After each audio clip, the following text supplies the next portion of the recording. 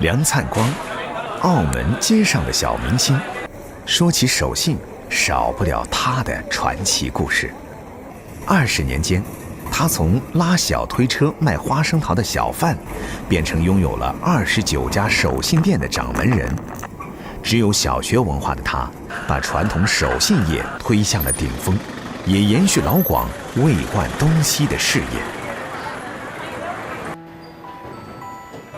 79年落嚟咯，好辛苦咯，捱得做花生行啦。佢老豆啊，整架車仔，2個一齊推車去賣咯。其實我係由細到大都唔希望做花生糖，即係我嘅理想咧就係做警察嘅。所以我嚟幫手。没有如願當成威風的警察，16歲的梁燦光只好接過父母的小推車，開啟了他的手信人生。開檔做咧，第一件事咧就係要揾靚嘅原料咯。因為以前爸爸要嘅就要平，咁但係我知道即係唔啱嗰樣嘢係，我哋做食品嘅一定要係原料要靚。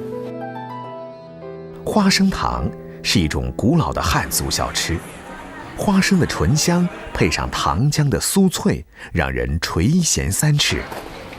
怎麼才能讓傳統的花生糖更好吃？是梁燦光接手後琢磨的第一件事。傳統嘅花生糖好甜噶嘛，因為以前嘅比例咧就點樣，1份花生1份糖。咁而家後嚟我改咗點樣，係2份花生1份糖。所以其實而家好緊要就係火候啦，同埋嘅水分啦，每一樣嘢都有有考究過。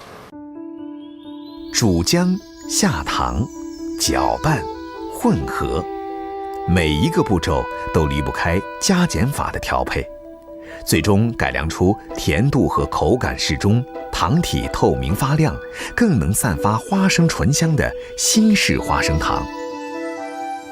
整咗之後客人反應好好咯，即係亦好開心咯，老實講係。每天忙碌之餘，他寧願壓縮休息時間，在花生糖的基礎上首創了澳門軟薑糖。啲黃肉薑啊，落完薑之後咧，要煮多大半個鐘到啦。過程中就不停咁攪動，如果唔係一少少黐底咧，就成煲唔要得噶啦。攤凍咗之後就可以切得咯，撈啲椰絲落去，咁啊切一條條咁樣咯。澳門薑糖綿軟滋潤，細膩化渣，味甜帶辣。梁燦光對這種產品甚至得意，可研發過程他卻受盡了父親的責備。一路做嘅過程中唔得嘅，倒鬼咗佢。咁倒咗佢嘅時候，有時俾爸爸見到啦，爸爸就話：哇！你個衰仔抌晒我嘢，整一敗家仔嚟咁樣，即係成日俾人鬧咯。是啊。敗家子兒的薑糖吸引了眾多慕名而來的吃貨，小推車的生意因此興旺起來。不到1年，信心滿滿的梁燦光開始了屬於自己的第1家手信店。即係由一種產品花生糖，至到而家幾百種，其實都係不斷嘅嘗試失敗，咁啊再成功咁走過嚟嘅。在這座文化交融城市長大的梁燦光，不會止步於傳統廣東小吃，東南亞特色小吃也成了他衛冠東西的獨門秘籍。其實肉乾最起源咧就係東南亞傳入嚟澳門嘅，所以我哋去學肉乾嗰陣時咧，新加坡啊、馬來西亞、泰國啊、台灣啊，甚至內地就去學，因為我想揾翻嗰啲最傳統嘅味道。肉乾的製作非常繁瑣，光是肉的比例、肉的厚度就是一門學問。傳統嘅肥肉嘅比例成30至40%，我哋而家改到得5%，就2 mm 嘅厚度。佢有分上厚度咧，就鎖住肉汁，同埋個口感味道都好食好多嘅。肉鋪好之後，放進烤箱，低溫烘烤5個小時，烘乾一面，翻轉之後再進烤箱，低溫烘烤7個小時。烘肉個溫度咧超過85度咧，變咗臘腸味啊，或者係嗰啲叉燒味嘅。一塊肉乾，烘烤時間要12個小時，好不好吃，還得要看最後一步，明火燒。再去大火燒過佢，即係出到爐先係香嘅，啲汁啊全部帶咗出嚟。不好吃的東西，我們絕不生產。梁燦光往返在辦公室與工廠之間，來來回回，前半人生耗在手信上。对味道的执念，成就梁灿光的美食事业，成就外地人与本地人共同的城市記憶。我心目中嘅手信就係個試得到，將澳門嘅味道帶去全世界。呢個就係我理想啦。2017年第20號颱風剛走，21號颱風緊接生成。中國第一大火山島湛江衢洲島剛被14級颱風正面襲擊完，島上的漁民就開始為出海捕撈做準備。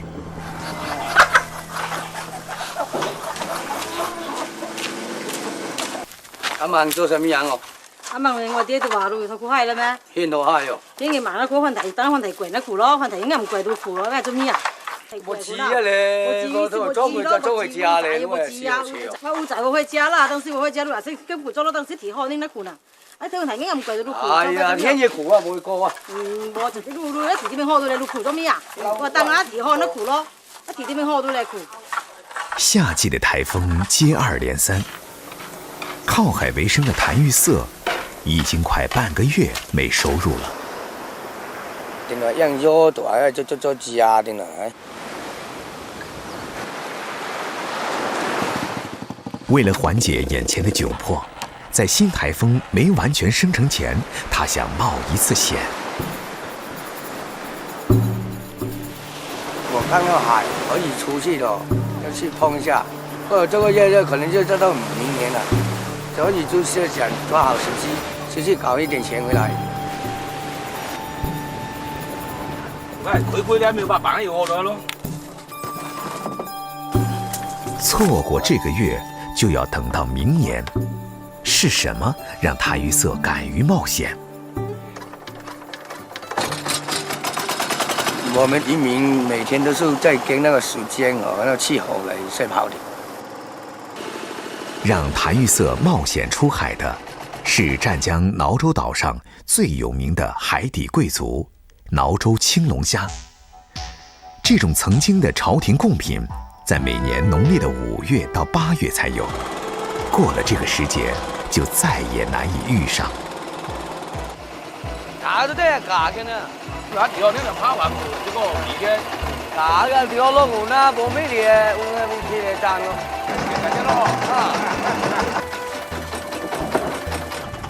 39歲的譚玉色，已經有15年潛海捕龍蝦的經驗。海底捕捉的難度和危險不可預測，只有憑經驗應對。一般都有10幾多米水，最深的有20多米。做好準備，譚玉色潛入視線模糊的海底。潛水捕捉必須有人在船上放氧氣管和觀察情況。由於颱風剛過，海水相當渾濁，水下能見度不到1米，半個小時的海底摸索，並沒有發現衢洲青龍蝦的蹤跡。譚玉色決定浮上水面。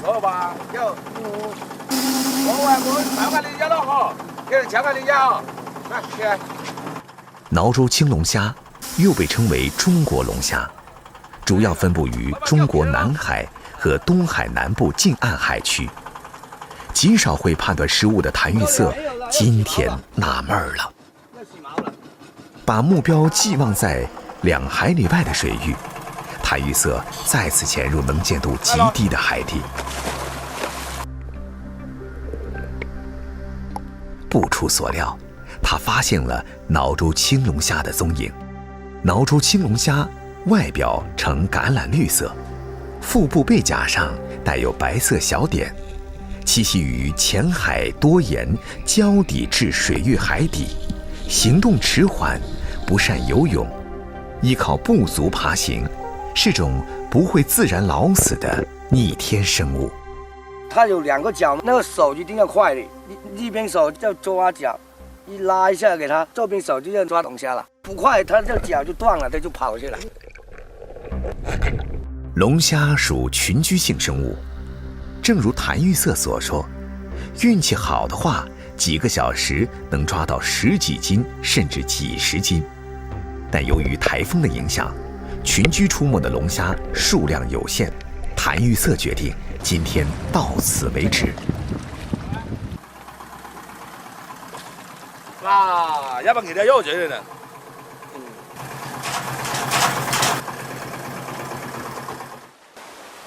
结果虽然不尽如人意，但也不至于亏本。渔民的要求很简单，能把自然的馈赠顺利带上岸就已滿足。哎，老闆，正好啊！啊，呢度係平咯。即我在。開始贏嘅，電話很情況嘅。得意吧？電話都冇電能快的。冒險出海，就是為了轉瞬即逝的美味。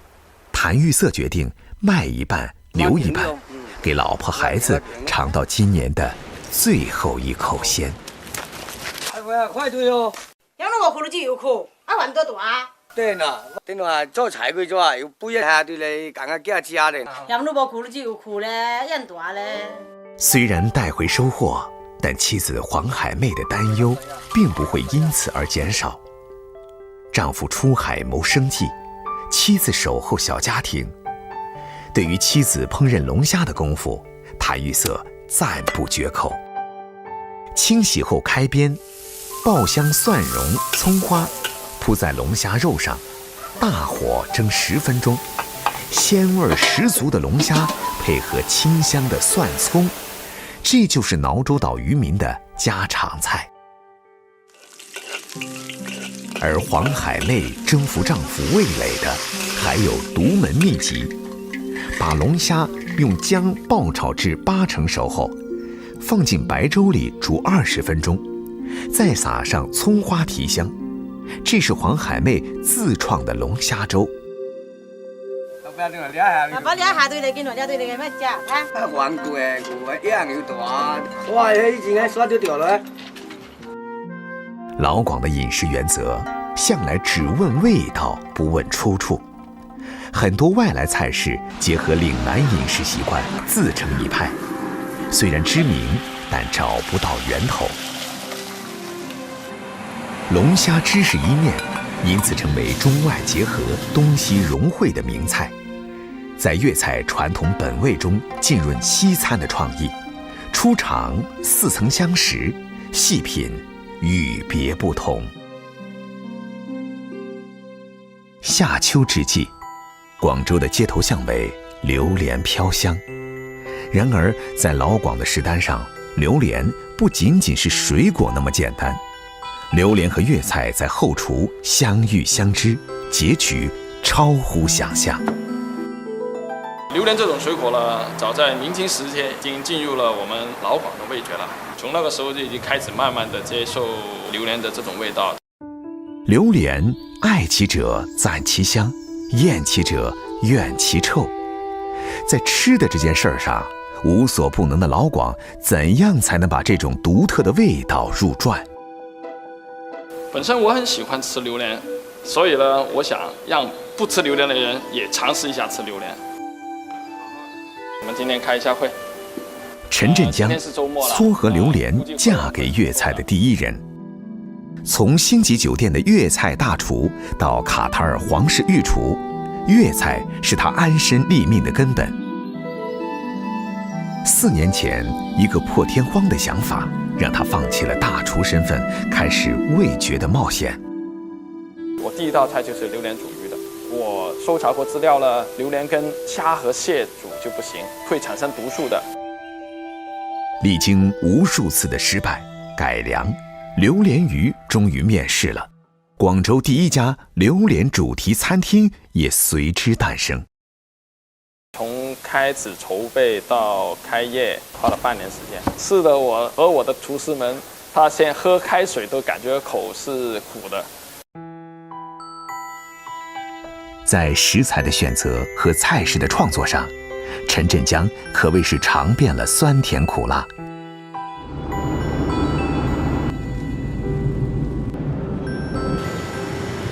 為了保證出品的質量，陳振江更是1年多次穿梭於廣州和馬來西亞。馬來西亞人呢，從來不吃爆口的榴蓮的，因為呢，爆口榴蓮容易被細菌侵入。貓山王的榴蓮呢，都是從樹上熟了以後呢，它自己會掉下來。好大間啊！榴蓮是馬來西亞國寶級水果，被稱為萬果之王。進入9月，夏季榴莲的采摘也接近尾声，这已经是陈振江今年第3次出现在这里。嗨，龙哥，哎呀，我想了解一下今年的榴莲的收成怎么样？今年榴莲收成不是很好，今年雨季太多，雨季太多挂个花来啊特别跌，今年的果结都不是很多。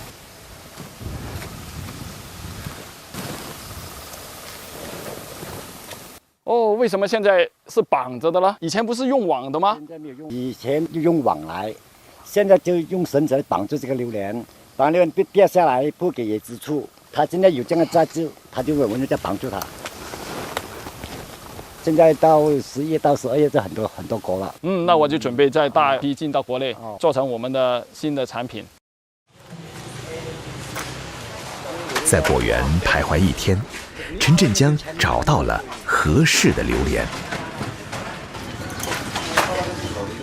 猪手、鸡扒、菠菜、辣椒、洋葱。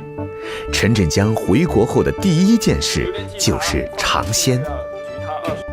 先把油放进去，加入洋葱下去，让它热一下锅，放猪蹄下去。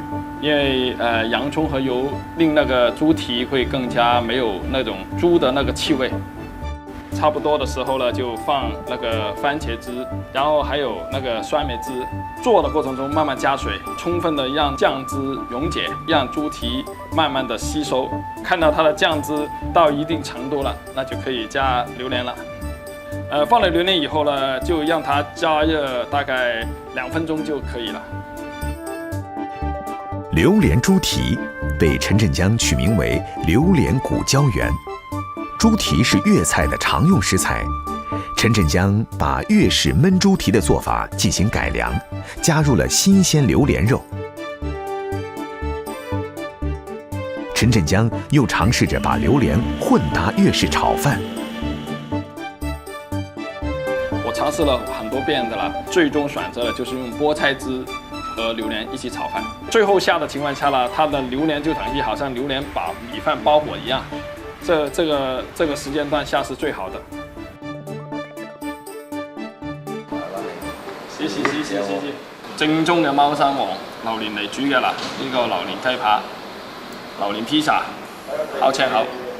以前嗰隻榴蓮咧就得個甜嘅啫，呢隻榴蓮咧個香味幼滑，確定係呢隻榴蓮係適合我哋做呢隻雞扒咧，咁我哋就按照呢個標準嚟做。OK 啊，全部按晒呢個標準做。作为一个榴莲控，从1个菜式的首创到28个菜式的成功推出，陈振江靠足迹打破空间距离，用厨艺贯穿万水千山，编织出老广餐桌新故事与新体验。城市是历史的镜子，食物是历史的药引。追溯族群的迁徙，饮食流片的轨迹，经纬交错，时空参照。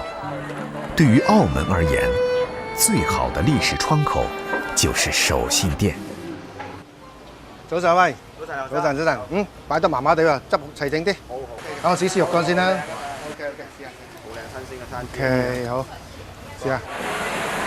紙巾啊，可以嗎？好未？加油。好，多謝劉生。啲牌執齊整啲，跟好啲一啲嘢，整得幾齊整幾好。OK。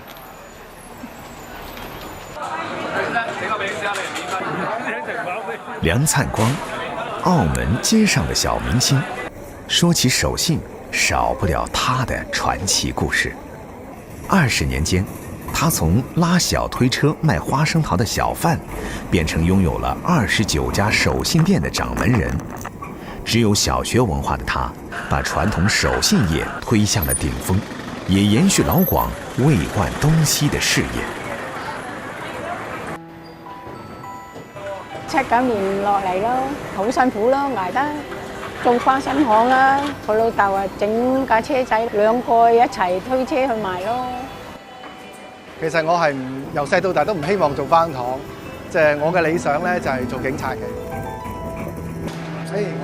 没有如愿当成威风的警察，16岁的梁灿光只好接过父母的小推车，开启了他的手信人生。開檔做咧，第一件事咧就係要揾靚嘅原料咯。因為以前爸爸要嘅就要平，咁但係我知道即係唔啱嗰樣嘢係，我哋做食品嘅一定要係原料要靚。花生糖是一种古老的汉族小吃，花生的醇香配上糖浆的酥脆，让人垂涎三